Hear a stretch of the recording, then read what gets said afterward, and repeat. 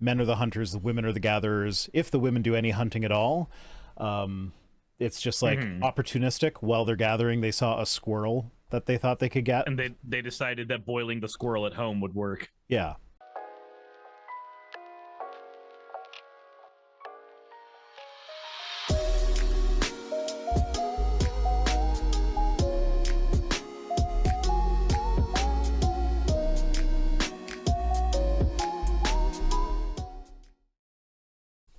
I do have a lot I want to get through this time.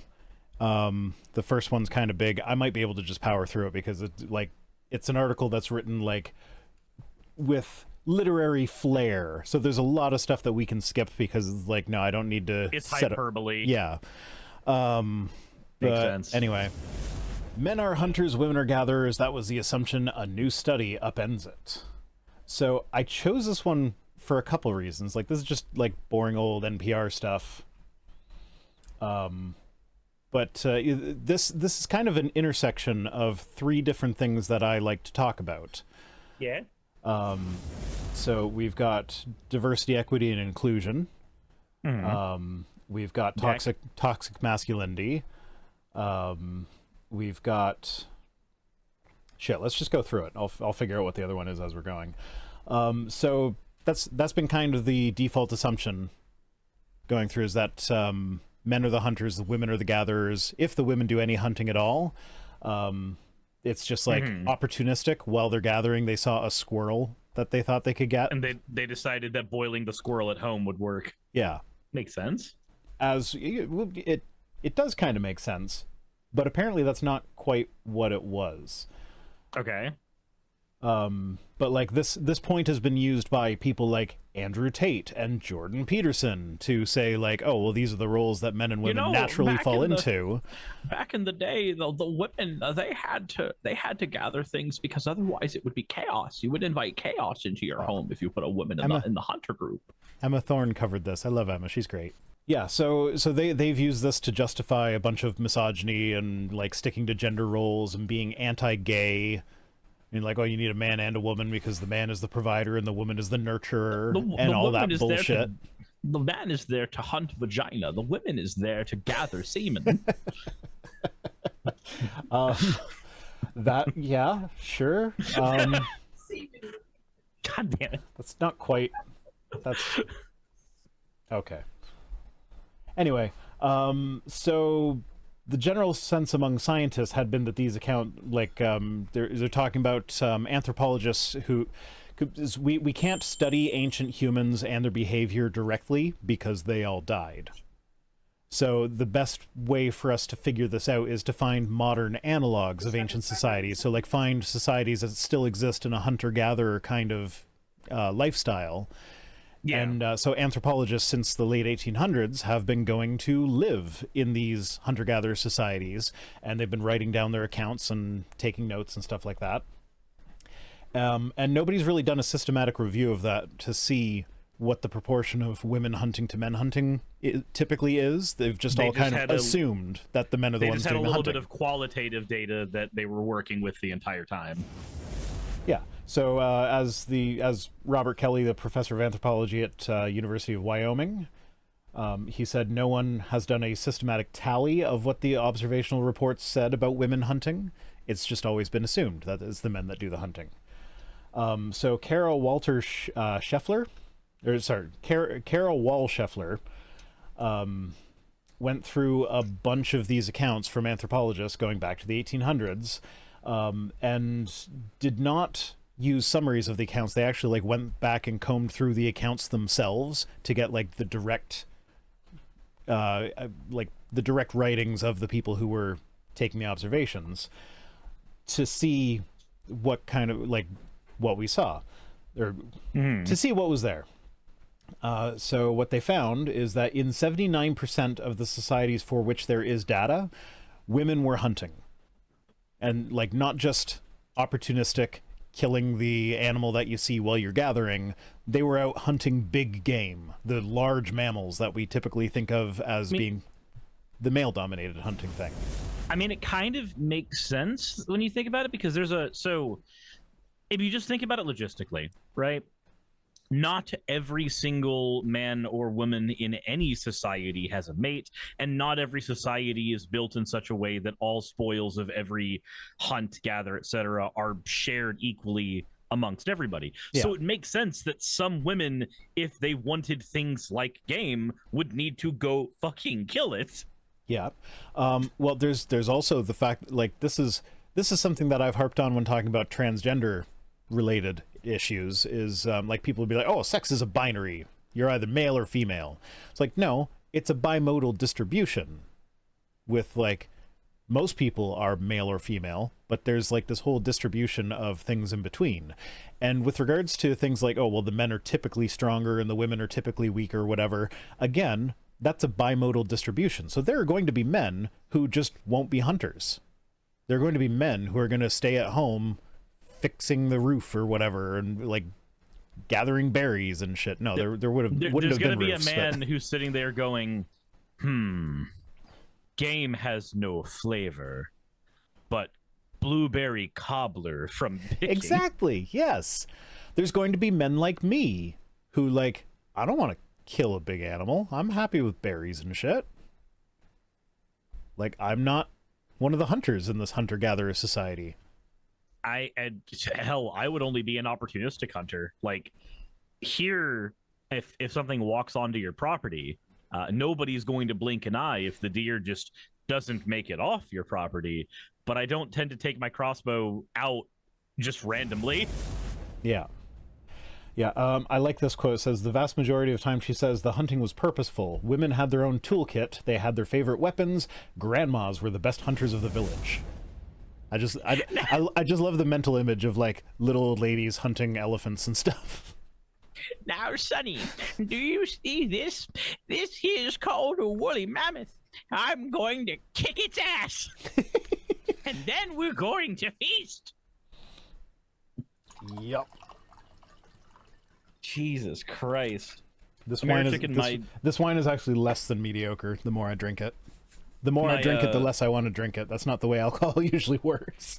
In my chat, Americhick is pointing out that the study did show that women, regardless of motherhood status, would hunt, and not just small game. They joined the big game. So, like, even a mom, even a mom of, like, a freshly born child would just be like, "All right, stay in the cave, honey. I need to go spear a dinosaur." Oh, not a dinosaur. All right, Hovind. All right, Hovind. Chill out. No, this time it's ham. Oh, there's my partner saying that she's the hunter and I'm her prey. Ah, Rhino the power bottom. Got it. It wouldn't be a stream with us if we didn't discuss one of us pegging. Nope, it would not. So, like, this whole hunter-gatherer thing, like, the men are the hunters and women are the prey, has been used to fuel the idea that men are supposed to be violent, they're supposed to be aggressive, and they're supposed to be toxically masculine. So the man is supposed to be the sole provider or whatever. But even that, like, even if you consider men are the hunters and women are the gatherers, when you actually look at hunter-gatherer societies, I forget where it is in here. Oh yeah, like, since the mid-1960s, they started realizing that in hunter-gatherer societies, most of the calories in their diet came from the gathered stuff rather than the hunted stuff. So even if you take the view that men are mostly the hunters and women are mostly the gatherers, the women are the ones that are providing. They're doing most of the providing, so women are still the providers in that scenario. And again, that just makes sense when you can say, even our current meals, with the abundance of meat that we have, you tend to fill out your meals with rice, potatoes, veggies. A higher percentage tends to go there. A higher percentage, even more so, would go there if, instead of having meat at the supermarket or meat just, grazing after the agricultural revolution, you have meat that is trying desperately to claw you to death tooth and nail because you're trying to throw a spear at it. Oh, so yeah, I just remembered the third thing was that, the anti-trans talking point. They're like, oh, when you're dead hundreds of years from now, archaeologists will, even if you were a trans woman, they'll say you were a male based on your skeletal structure because you were always a male. Well, there was an instance of, one of the skeletons, it's somewhere in here. I don't know. I'm probably not there yet, but one of the skeletons they found it buried with hunting implements. So everybody at the dig site just assumed it was a man, and they referred to it as a man. But it wasn't until they did a protein analysis of the tooth enamel that they found that it had female chromosomes. So, no, the skeletal analysis did examining the hip angle or whatever the fuck. It did suggest that it was female. That came out like a week after they discovered, or they did their initial analysis or whatever.